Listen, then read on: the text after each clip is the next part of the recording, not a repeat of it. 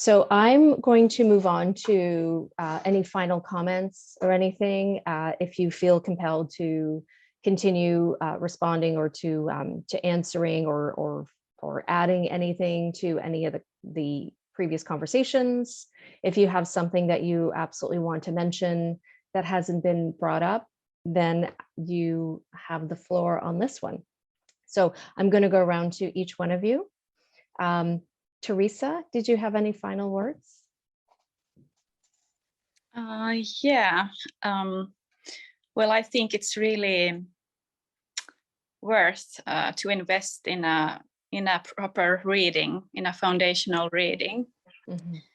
And what I've also learned, also heard from other reflectors, is that PHS can be especially beneficial for reflectors because it can really help us in the decision-making process. So I would also recommend getting a PHS reading, but only when you're settled with your foundational reading. So don't hurry. I gave it a couple of years myself, so yeah. I absolutely echo that. I like to say that if you're trying to rush to learn all the stuff, it's without really digesting the first pieces, it's like brain candy, right? Mm-hmm.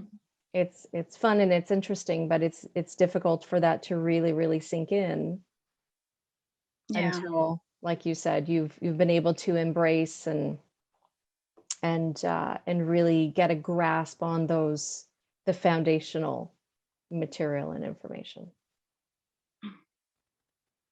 Excellent. Thank you so much, Teresa. Thank you. Laura?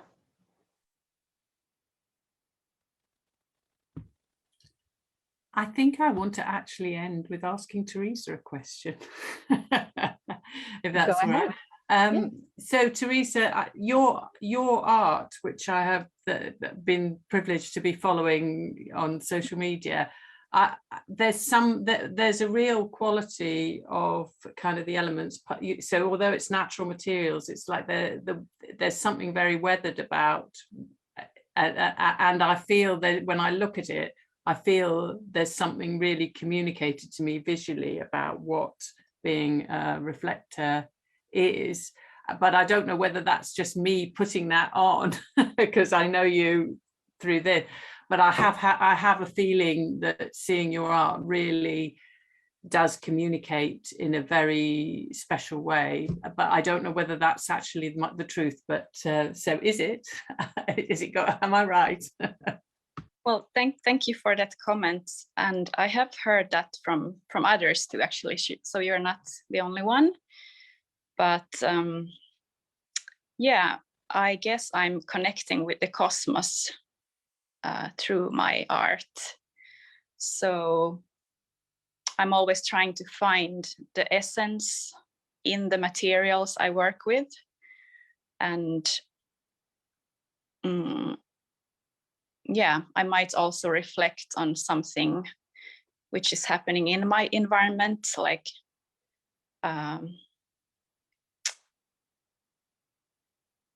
yeah, spiritually or yeah, there's something quite abstract I'm touching on, like visually, and yeah, I guess that speaks to some people and to some not. It's we all connect to everything in different ways. Yeah. Awesome. Thank you both. That was a great question, Laura. And I have Teresa's information. So for those who want information on the panelists, after this Facebook Live is over, I will be going back and including all of the bios. So you will know how to follow up with the panelists as well after this live is done. So thank you, Laura. Thank you, Teresa. Stephanie, any final words, comments you'd love to share? Just about for new reflectors. It kind of feels very important to honor the otherness that they may have been feeling all their life. And the things maybe that they've been trying to homogenize themselves to discard that. And I just keep hearing otherness, and I think within reflectors there's something quite ancient and very mystical and wise, and to tap into that being okay, for them to uncover what that is. And I'm not even hearing that it's intuitiveness. It's just, it feels like an embodied knowing. That thing about all of us are shards of the infinite, and yet reflectors, I feel, have volunteered to be closer to the fire, to reflect back what being in divine presence as life, as everydayness is, and to distribute that as a possibility for all of humankind. If that helps. Beautiful. Beautiful. I saw the hearts floating as you were speaking, from the Facebook Live. So thank you so much, Stephanie. Aisling, any final words? Anything you'd like to share?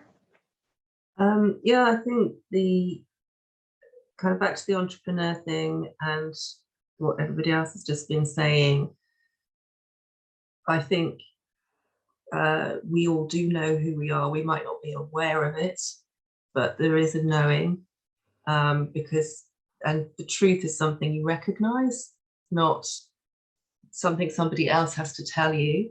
And I saw Karen saying, even with human design, it's, it's your choice if you take this information or not. It's an experiment. And I think with the entrepreneurship, or, I think that's what I asked when I first had a reading, and she did have her own business. So I thought, phew, it is possible. But now my question would be, what do you really want? Because those words have all connotations attached to them, entrepreneur, business owner, all of these things. And I would absolutely recommend a reading, so that you're held and cared for and listened to in a pure way, apart from before you even get into the information. Take your time. There is you do have something special, and you know it, and that's correct. I would say, because I feel that there is that inner knowing, embodied knowing. And for me in business, I mean, I do the things that I want to do that light me up, that are fun. I don't think about the money and the business. I'm not sure if I'm a good model for that, but I trust for my financial support to come from wherever it comes from, and I do the things that bring me joy and connect with the people that brings me joy. So I really love what Teresa said about manifest through surrender, and I think that would be my first concern, was how am I supposed to run a business and have this kind of, be able to live in this way? And already the conditioning and the constructs were in the question there. So, I would definitely say get some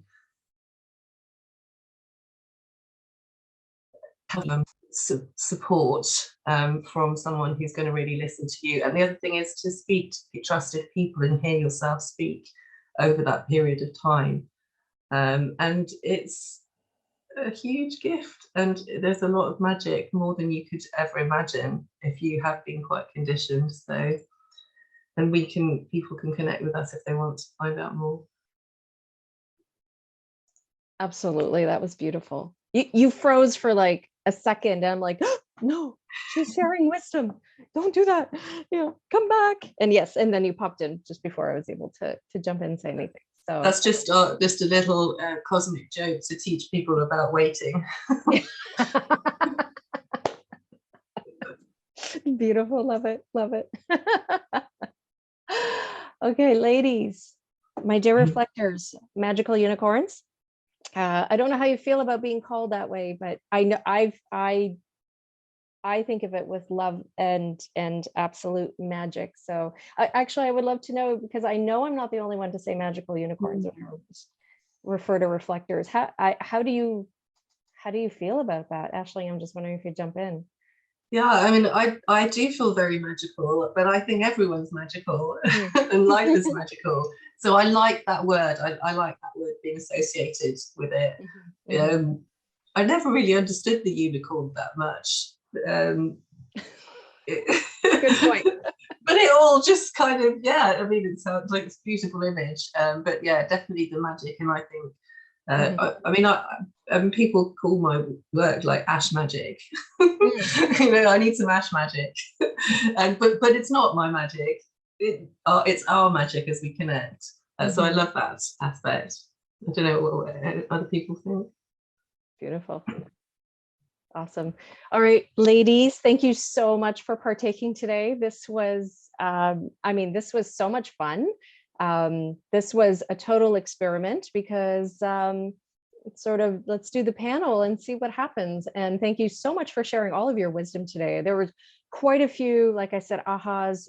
Great opportunity at some point when you have some time to go back to the chat in the Facebook group to see some of the comments. There's quite a bit of reverence, quite a bit of response as well from people watching this and learning about the nature of a reflector and all of your beauty and magic that you bring to the world. So thank you all, and have yourselves an absolutely fantastic day. I'll just ask you to stay in the Zoom for a few extra minutes once we wrap up the